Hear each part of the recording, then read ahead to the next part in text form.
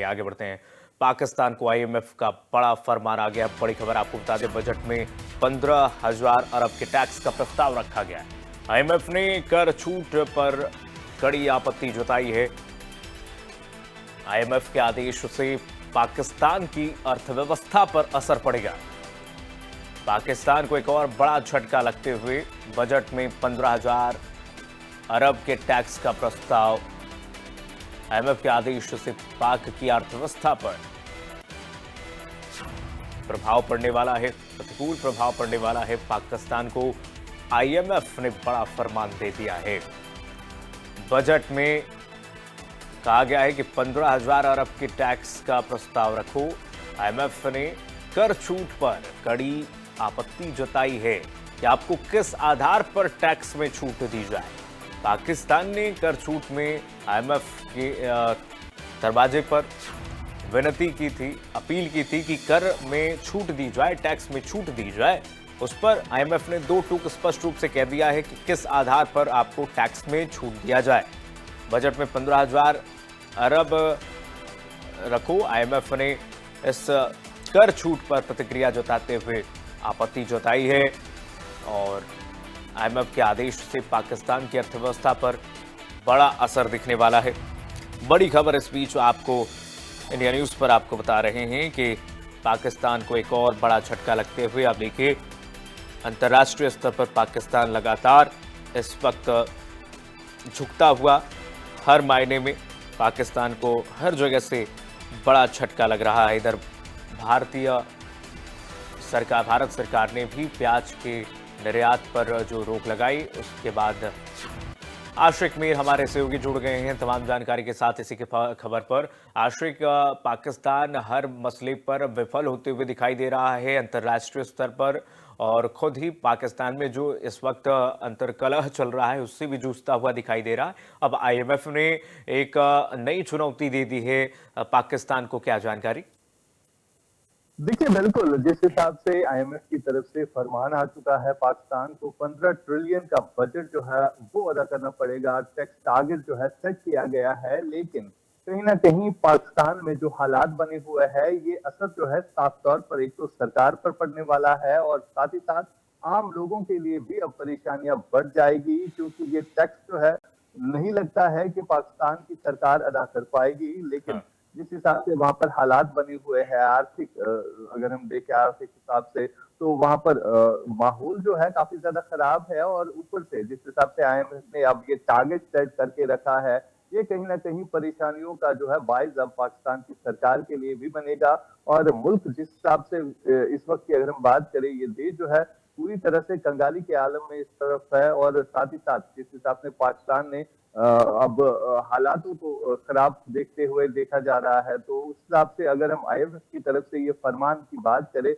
तो ये कहीं ना कहीं सरकार के लिए भी एक पहाड़ जैसा टूट पड़ेगा, क्योंकि आम लोगों पर ही इसका गाज जो है गिरने वाली है। साथ ही साथ जिस हिसाब से वहां पर हालात बने हुए हैं, लगातार वहां पर टेरर इंसिडेंट हो रहे हैं, लोग पहले से ही पाकिस्तानी सरकार के खिलाफ है। चाहे हम बेसिक फैसिलिटीज को लेकर जो वहां पर इंफ्लेशन हुई है या कीमतें बड़ी है चीजों की, उसकी वजह से भी कहीं ना कहीं अब सरकार के लिए ये बड़ी परेशानी होगी, क्योंकि इस तरह का टारगेट जो दिया गया है आईएमएफ की तरफ से, ये लगता नहीं है ये पूरा हो सकता है। जी बिल्कुल आशिक, हर मोर्चे पर आप देखिए ना, पाकिस्तान इस वक्त बिखरा हुआ है, विफल है। और आर्थिक मोर्चा हो चाहे सैन्य मोर्चा हो, हर तरह से पाकिस्तान इस वक्त कंगाली, आपने सही शब्दों का प्रयोग किया कि इस वक्त पाकिस्तान एक तो कंगाली स्थिति में है, कंगाल स्थिति में है। और टैगलाइन ये जो है, पाकिस्तान चीख रहा है लेकिन उसे भीख भी नहीं मिल रहा है। भीख मांगने के लिए चीख रहा है लेकिन भीख नहीं मिल रहा है, क्योंकि सभी इंटरनेशनल जो अंतर्राष्ट्रीय संस्थाएं हैं, सबका भरोसा टूट चुका है पाकिस्तान पर। जिस तरीके से दहशतगर्दी और तमाम इस वक्त भ्रष्टाचार में पाकिस्तान के नेता लिप्त हैं, इधर बलूचिस्तान में जिस तरीके से दहशतगर्दी की जा रही है बलूचियों पर, उससे भी पाकिस्तान जूझ रहा है। पाकिस्तान तो हर मोर्चे पर इस वक्त गिड़गिड़ा रहा है, लेकिन उसे भीख नहीं मिल रहा है आशिक। बिल्कुल, पाकिस्तान हर एक के पास अपनी आवाज रख रहा है, लेकिन सुनने वाला कोई नहीं है। जिस हिसाब से अब कहा जा रहा है कि इंटरनेशनल इन्वेस्टमेंट पर भी जो है अब कहीं ना कहीं वो पैसा नहीं खर्च कर सकते हैं। ये साफ तौर पर इस पर लिखा भी गया है कि जो रेलवे लाइन बनने वाली थी, उस पर जो अगर हम देखें तो उस पर जो इन्वेस्टमेंट होनी थी, वो इन्वेस्टमेंट भी रोकी गई है। वो साफ तौर पर कहा गया है कि वो इन्वेस्टमेंट नहीं कर सकते आप। और जिस हिसाब से अब हालात वहां पर बने हुए हैं कि लगातार वहां पर टेरर इंसिडेंट्स हो रहे हैं, हालात खराब है, लोग सड़कों पर है, तो अब नहीं, आईएमएफ इससे को क्या भी लग आशिक, इससे क्या असर पड़ने वाला है पाकिस्तानी जनता पर, जरा इसको बारे में बताइए दर्शकों को। और किस तरीके से प्रतिकूल प्रभाव जो है वो पड़ने वाला है जनता के पॉकेट पर, किस तरीके से जो है टैक्स का बोझ पड़ेगा, क्योंकि खबर ये मिल रही है कि अब दिवालिया होना तय है और साथ ही साथ पाकिस्तान का, और इससे जो है पाकिस्तान सरकार त्रस्त होकर के अपनी जनता से ही ज्यादा टैक्स वसूलेगी। देखिए, आने वाला कल जो है बिल्कुल यही बता रहा है कि जो गाज जो है आम लोगों पर ही गिरने वाली है, जो चीजें महंगी होती जाएगी, और साथ ही साथ लोग जो है कहीं न कहीं इससे पहले भी इस हवाले से काफ़ी प्रोटेस्ट कर चुके हैं। और कल जिस हिसाब से हमने देखा कि जो प्याज़ जो है, भारत का प्याज़ जो है वो एक्सपोर्ट हो जाएगा, और उससे भी कहीं न कहीं पाकिस्तान की इकोनॉमी पर भी असर पड़ेगा, उनका प्याज़ जो है वो रह जाएगा। और साथ ही साथ जिस हिसाब से आपने बात की कि आम लोगों पर इसका कितना असर पड़ेगा, आम लोगों पर ही इसका असर पड़ेगा, और आने वाले दिनों में हम देखेंगे कि ये मुल्क जो है कंगाली के आलम में जो है बिल्कुल होगा, और दिवालिया जिसे कहते हैं उसी तरह पाकिस्तान की सरकार जो है वो चीख-चीख कर कहेगी कि अब कोई तो बचाने के लिए आ जाए। लेकिन फिलहाल जिस हिसाब से वो हर एक के पास जा रहे हैं मदद मांगने के लिए, कोई भी उनकी तरफ नहीं देख रहा है। जो हालात बलूचिस्तान, खैबर पख्तूनख्वा में बने हुए हैं, लोग पहले से ही पाकिस्तान में परेशान है। और अगर हम आर्थिक सुविधाओं को लेकर देखें, या जो भी मार्केट में चीजें होती है, खाने-पीने की चीजें, उनकी कीमतें पहले ही बढ़ी हुई है। लेकिन जब अब टैक्स का टारगेट सेट किया गया है आईएमएफ की तरफ से, तो इन चीजों में काफी ज्यादा इजाफा और भी बढ़ जाएगा, और साफ तौर पर दिखेगा कि किस तरह से लोग जो है अब सरकारों के खिलाफ भी वहां पर प्रदर्शन करते हुए नजर आएंगे। ये फिलहाल सिचुएशन जो है दिख रही है साफ। बिल्कुल, बिल्कुल आशिक, सिचुएशन यही बता रहा है कि जिस तरीके से पाकिस्तान की अभी स्थिति है, इस स्थिति से निकलने में पाकिस्तान की सरकार को कड़ी मुशक्कत करनी पड़ेगी, और कोई चमत्कार और करिश्मा ही होगा जो पाकिस्तान को इस स्थिति से निकाल पाएगा। इसीलिए हम कह रहे हैं कि पाकिस्तान जो है वो दिवालिया हो सकता है आने वाले समय में। शुक्रिया मीर, आपका बहुत शुक्रिया तमाम जानकारी साझा करने के लिए आशिक। आगे बढ़ते हैं, एक और बड़ी खबर आपको बता दें, बड़ी जानकारी दे दें। जेएनके से बड़ी खबर, पुंछ में भारी मात्रा में हथियार बरामद हुआ है। तलाशी अभियान में हथियार बरामद किए गए हैं।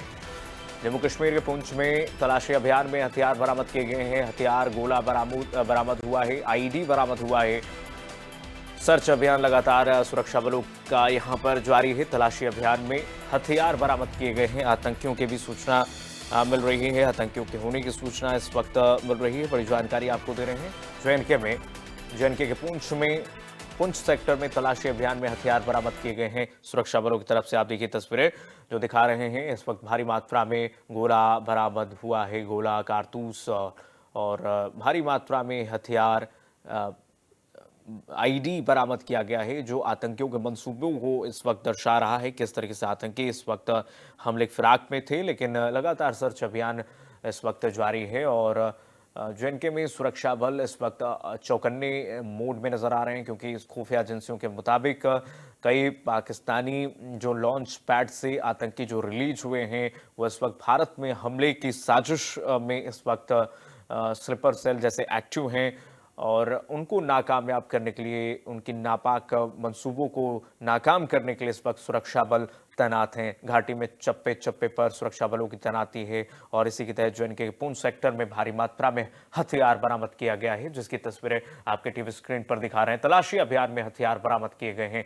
तस्वीरें जो दिखा रहे हैं उस तस्वीरों से आप देखिए। आशिक एक बार फिर से जुड़ गए तमाम जानकारी के साथ इसी खबर पर। आशिक, ये तस्वीरें ये संकेत देती हैं कि दहशतगर्द किस तरीके से एक बड़े नापाक मंसूबों को कामयाब करने के लिए इस वक्त घात लगाए बैठे हुए हैं, लेकिन अब सुरक्षा बलों के अलर्टनेस से इनके नापाक मंसूबों पर पानी फिर गया।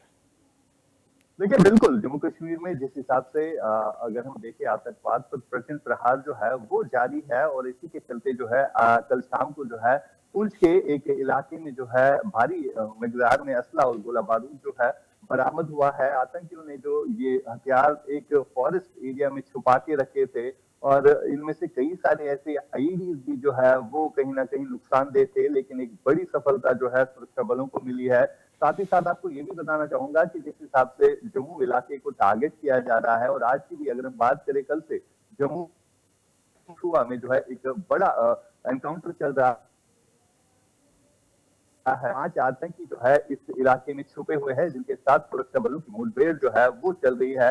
इस एनकाउंटर के बारे में ये बताना चाहूंगा कि जो लोग वहां पर बॉर्डर के सटीक रहते हैं, उनकी तरफ से सूचना दी गई थी पुलिस को कि यहाँ पर कुछ संदिग्ध दिखे हैं, जिसके बाद पुलिस की एसओजी टीम जो है वहां पर पहुंची और उन्होंने जो है आतंकियों ने पुलिस पर फायरिंग की, जिसके बाद गोलियां चली वहां पर और रीइंफोर्समेंट जब तक आ गई तब तक एनकाउंटर जो है चलता रहा। फिलहाल इस एनकाउंटर में अपडेट ये है कि एक 13 साल बच्ची जो है वो इसमें घायल हुई है और इनका दोनों तरफ से गोलियां जो है चल रही है। यानी कहने का मतलब ये है कि जम्मू कश्मीर भर में पाकिस्तान जो है हालातों को खराब करने की कोशिश कर रहा है और जितने भी टेरर लॉन्चिंग पैड्स है, चाहे हम जम्मू रीजन की बात करें या कश्मीर घाटी की बात करें, तो लगातार यहाँ पर इनपुट मिल रहा है। आतंकी जो है कहीं ना कहीं इसी फिराक में रहते हैं कि कब उनको मौका मिले वो घुसपैठ करने में सफल हो जाए। बीते 6 ठीक है। दिन पहले ही हमने देखा। ठीक है आशिक, बहुत शुक्रिया तमाम जानकारी साझा करने के लिए।